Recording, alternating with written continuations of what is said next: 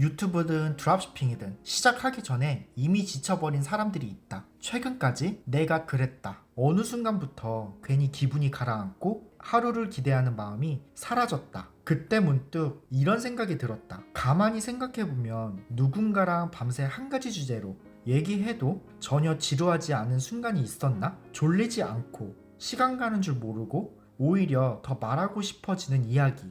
나는 그런 게 하나라도 있으면 지금 느끼는 이 무력함이 조금은 풀릴 수 있다는 생각이 들었다. 예전에는 번아웃이 일이 많아서 오는 줄 알았다.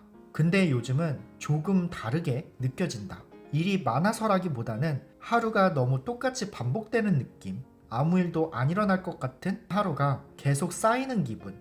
아침에 일어나고 출근하고 퇴근하고 내일을 위해 쉰다.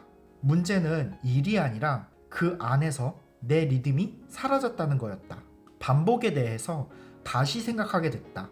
반복 자체가 나쁜 것은 아닌 것 같다. 다만 누가 만든 반복이냐에 따라 느낌이 완전히 달라진다. 남이 정해준 일정만 반복할 때는 이상하게 에너지가 계속 빠져나가고 내가 선택한 무언가를 반복할 때는 조금씩 다시 채워지는 느낌이었다.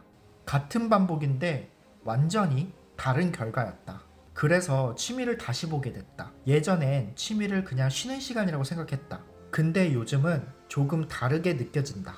취미는 아무 평가도 없고 성과를 따르지 않는 내가 나로 돌아가는 유일한 반복 같았다. 그게 없을 때는 계속 남의 리듬 안에서만 하루를 살아가고 있다는 생각이 들었다. 돈에 대한 생각도 바뀌었다. 솔직히 말하면 나도 한때는 돈부터 생각한 적이 있다. 근데 지나고 보니까 그 방식으로는 끝까지 가기가 정말 힘들었다. 반대로 이상하게 계속 붙잡게 되는 것, 안 해도 되는데 자꾸 하게 되는 것들, 그걸 계속 붙잡고 있는 사람들은 결국 시간이 지나서 돈 이야기까지 같이 하고 있었다. 돈을 쫓아서 간 것이 아니라 시간을 쓴 곳에서 돈이 따라온 느낌이었다.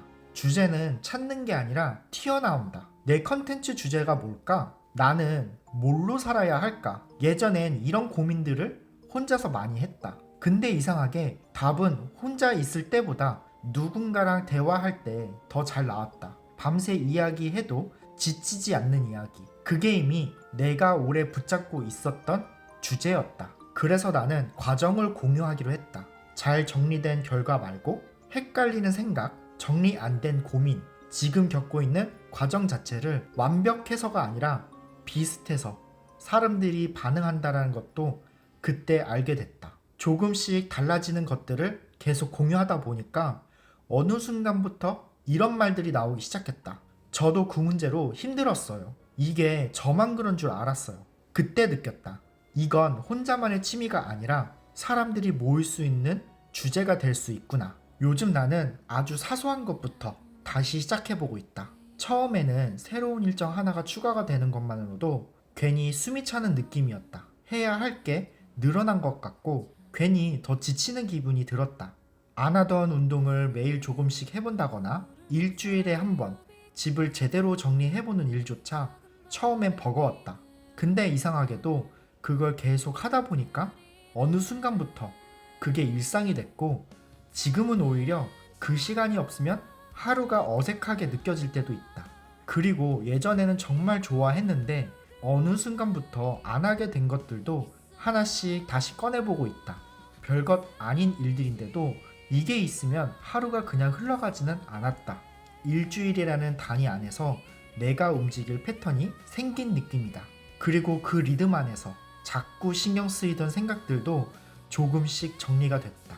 아마 이게 지금의 나를 다시 움직이게 하는 주제일지도 모른다.